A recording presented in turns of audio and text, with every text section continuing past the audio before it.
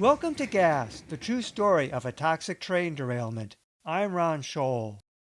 Last time on Gas, as liquid chlorine converted to a gas that spread in all directions, drivers on the highway were among the first to encounter the toxic cloud.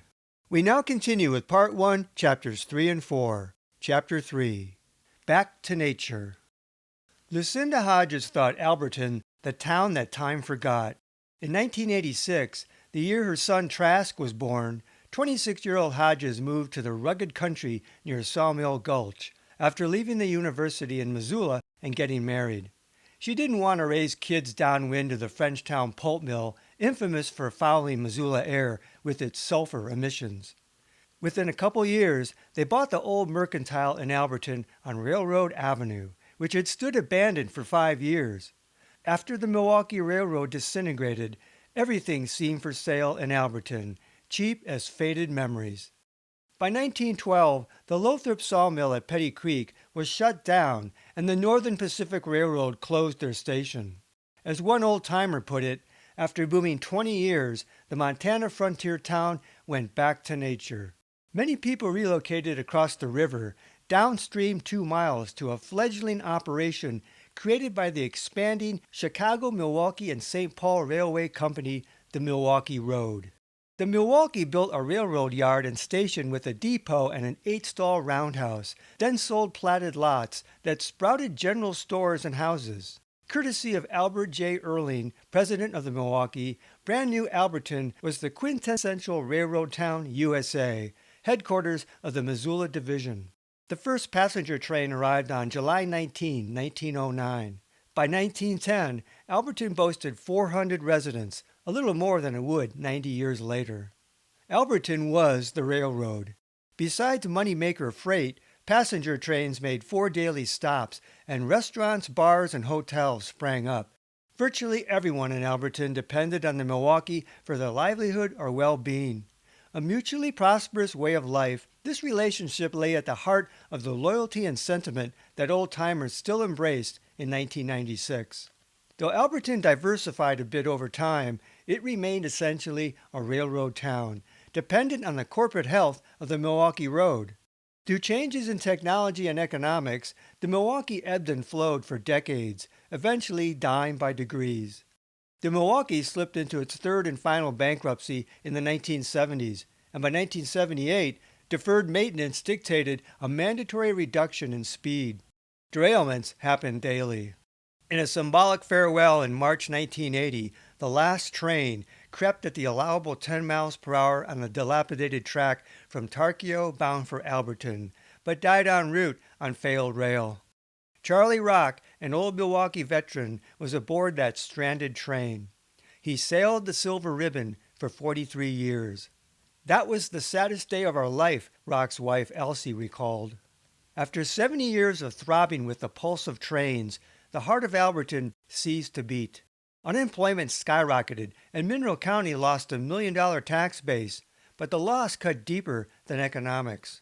Generations had defined themselves as one with the railroad and found themselves abandoned, adrift, and bereft, and betrayed. Many workers bitterly denounced Milwaukee management for the demise. Scores of employees sold their homes and left. As the track was torn up and the depot boarded over, people wondered if the town would go the way of old Lothrop, withered and forgotten. The end of the line for the Milwaukee signaled true depression. For the first time in people's memories, empty houses marred the town, dead satellites of a mute depot. Then, in 1983, Alberton received a federal grant to rehabilitate about a fifth of its 130 homes to attract new buyers and allow the town to purchase the grounds of the former rail yard to develop a town park. Alberton purchased and rehabilitated the depot, which became home to the Senior Citizen Center and town offices, a renewed cornerstone of the town. As some wounds began to heal, remaining townsfolk embraced Alberton's heritage anew, knowing it would otherwise be lost. A local civic group organized the first Railroad Days celebration in 1986, held the third Saturday of every July with its signature parade. Even as Montana increasingly marketed its most enduring value of natural beauty, Alberton began a shift in economy that included tourism. Back to nature. For many people, history too was an attraction, and Alberton had both assets in spades. Though some former Milwaukee employees went to work for the Burlington Northern Santa Fe Railroad, unemployment remained high. Then, in 1987, BNSF sold its Montana operations to a new company, Montana Rail Link, owned by billionaire Missoulian Dennis Washington. Some locals referred to MRL as Milwaukee Railroad Lives. But unlike the Milwaukee, which had run through the beating heart of Alberton and infused it with blood, MRL tracks lay distant across the river. We the willing, led by the unknowing, are doing the impossible for the ungrateful.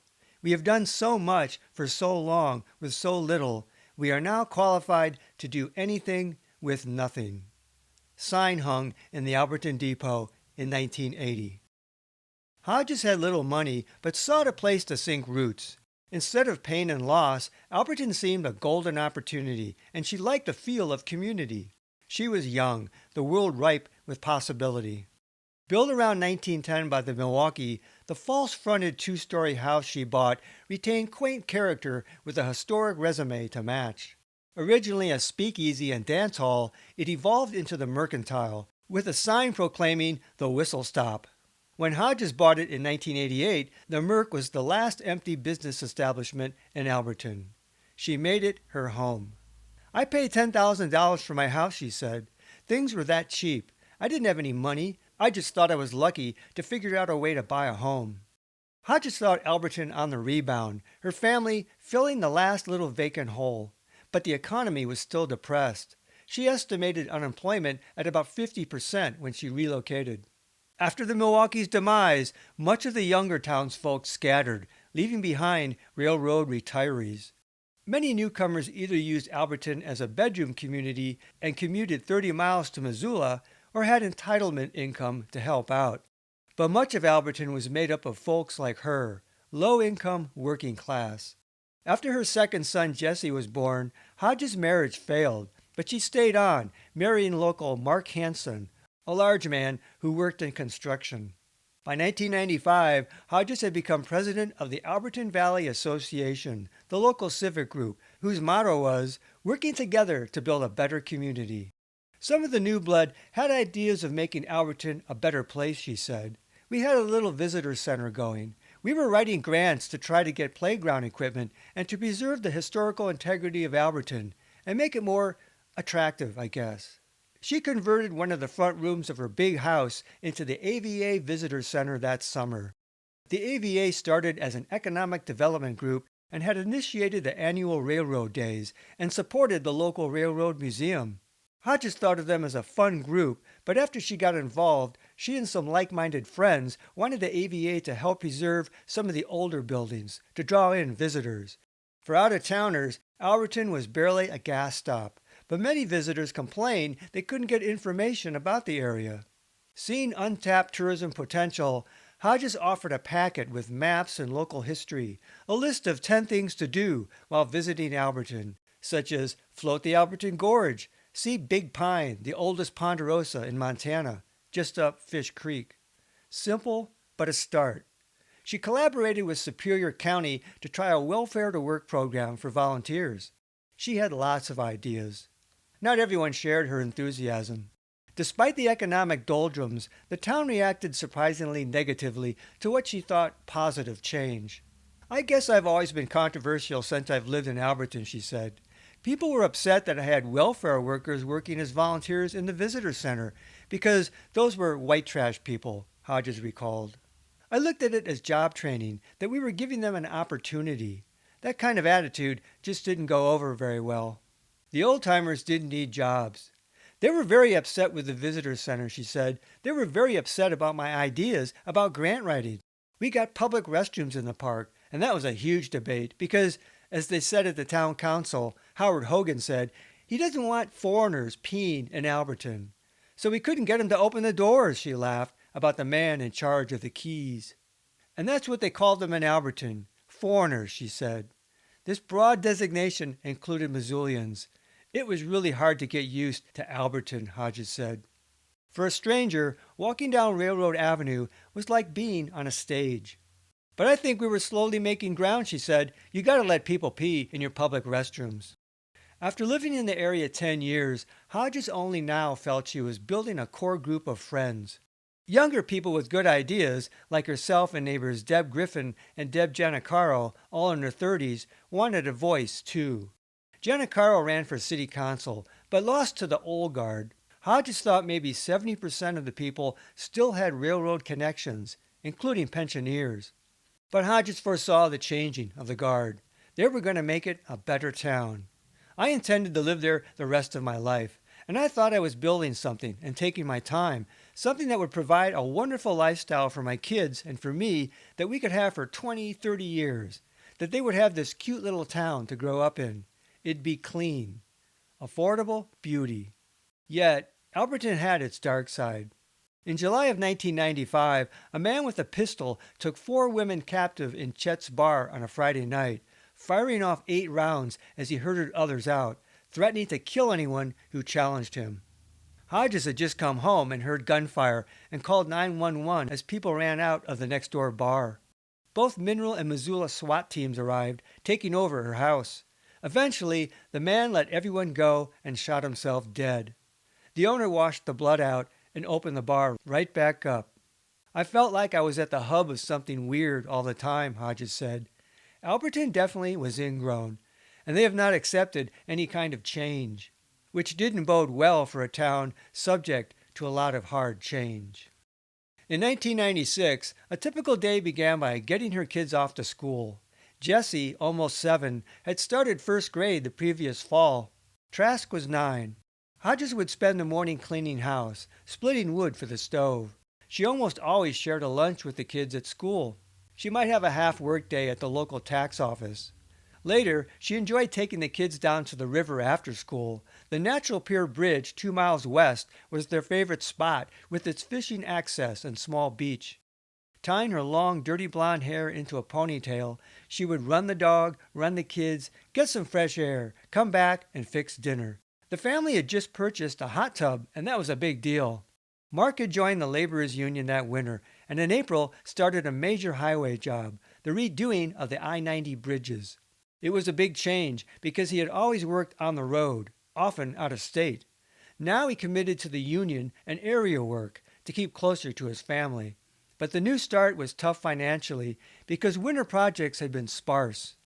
Lucinda and Mark had been married 2 years, and despite the struggles, everything seemed to be coming together in the spring of 1996. On April 10, Hanson had been working the nearby 9-mile bridge site for a couple days when the crew took a hiatus to wait for heavy rain to stop. The next day began the worst year of Hodges' life, when she and her family were gassed by a toxic cloud that sent the entire town fleeing in the middle of the night. For Alberton, history abruptly clouded in the dark throat of the canyon. Chapter 4. Worst Case Scenario. By sheer coincidence, in 1995, the annual emergency preparedness training for Missoula County disaster response agencies was a chlorine leak simulation. Missoula Sheriff's Deputy Willis Hintz said responders generally look for some kind of disaster that's going to tax, overload, and burden the system so they can test it, he said. The Incident Command System. The chosen scenario was a chlorine tank leak at the Frenchtown Stone Container Pulp Mill, halfway between Missoula and Alberton. The mill used nearly 5,000 tons of liquid chlorine a year in its bleaching process, over 55 rail tanks. Participants learned about chlorine being heavier than air and that water knocked it down but turned it into hydrochloric acid. They learned about creating a hot zone and how the gas would move downwind, downhill, downstream. The simulation incident commander was Scott Waldron, chief of the Frenchtown Fire Department. Waldron thought the scenario prepared us better for the Alberton derailment, he said. But in after-action debriefing, Hintz recalled a big complaint was poor communication between agencies, a problem that remained the following spring. Firefighter Jess Mickelson, a team leader for Missoula County Hazmat Operations, emphasized the stone container scenario was for a small valve leak from a tank, not a catastrophic rupture. You can't really train for a worst-case scenario, Mickelson allowed. No one really expected the worst. But they might have. The EPA cited chlorine as the leading cause of deaths and injuries among significant hazardous material incidents. In 1995, MRL hauled 2,227 loads of chlorine, 6 chlorine tanks per day, passing through Montana towns. Hazmat accidents were rare, but these rolling time bombs could detonate anywhere, anytime. Communities like Alberton and Missoula gave little thought to such freight. Hintz recalled the attitude of the time. The chlorine tanks out there would never rupture, never ever have to worry about a chlorine spill of that magnitude, he said. I wish I would have taken better notes, Hintz lamented, and paid better attention, because, God. The worst case scenario for a chlorine release, according to the Chlorine Institute, was that a 90-ton rupture could spread gas vast distances, up to 40 miles. Missoula lay 30 miles east of Alberton, in an extended valley home to over 60,000 people. The University of Nevada pegged a worst-case scenario for a 90-ton chlorine release in Las Vegas, Nevada, as killing about 91,000 people. Real-life events had already offered sobering lessons. In the deadly 1978 Youngstown, Florida derailment, an estimated 30 tons of liquid chlorine created a massive cloud. 8 people died, motorists, but the EPA wrote, had the accident occurred 2 miles either way, deaths would have been in the hundreds. A major pipe leak in 1991 in Henderson, Nevada at the Pioneer Chlor-Alkali plant sent 300 people to hospitals with 10,000 evacuated. Reported problems included lack of a widespread evacuation plan, ineffective communications, unprotected responders, and lax decontamination procedures. Alberton responders were about to learn the same painful lessons. Most responders didn't plan for a worst-case chlorine scenario, but they could rely on general developed protocols in the event of toxic disasters. In a hazmat emergency, the Responders' Bible was the Federal Department of Transportation Emergency Response Guidebook, ERG, to quickly identify a hazard. The responder looked up the chemical of concern and a recommended zone for initial evacuations, which also depended on the time of day and area winds. Missoula firefighter John Fiddler said of initial zones, "This is only good for the first half hour to an hour, and then all bets are off." The guidelines were no substitute for real-time concentration data, which was hard to get. Another key consideration was whether to evacuate or shelter in place. Either could make sense if it prevented any or worse exposure. But uncertainty often ruled, a classic catch-22 under bad circumstances. Exposed if you run, and exposed if you don't. Next came an on-scene assessment by hazmat experts to evaluate the evacuation zone, followed by delineation of the hot, warm, and cold zones. Then came dealing with the spill at the site. Protocol emphasized safety. Responders were urged to avoid rushing in and to have protection. For a toxic inhalation hazard such as chlorine gas, the ERG warned, toxic, may be fatal if inhaled or absorbed through skin. Responders also had access to the MSDS on chlorine, material safety data sheets, from various sources, including MRL as a transporter. An MSDS would have told responders about the basic health hazards of acute chlorine exposure, such as chlorine gas could cause severe irritation to the eyes, nose, and respiratory tract, and severe exposures may be fatal. The key messages for initial responders: chlorine gas is highly toxic, potentially deadly.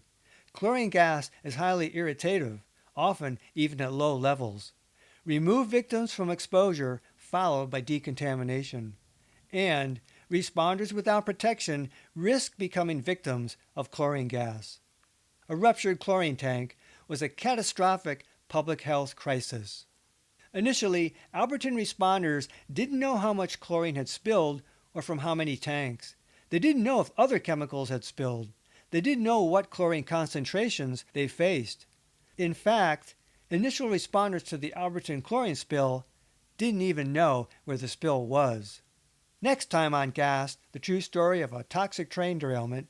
In the first hour of the spill, 911 is overwhelmed and emergency responders are sent to the wrong location. Till then, this is Ron Scholl. Thanks for listening. This podcast is adapted from the book Gas, the true story of a toxic train derailment. Visit Amazon.com to see the 2-book series. To access support material in the book, such as maps, photos, illustrations, and video links, visit my Facebook page Gas, the true story, or watch my Gas playlist on my YouTube channel at RL Scholl.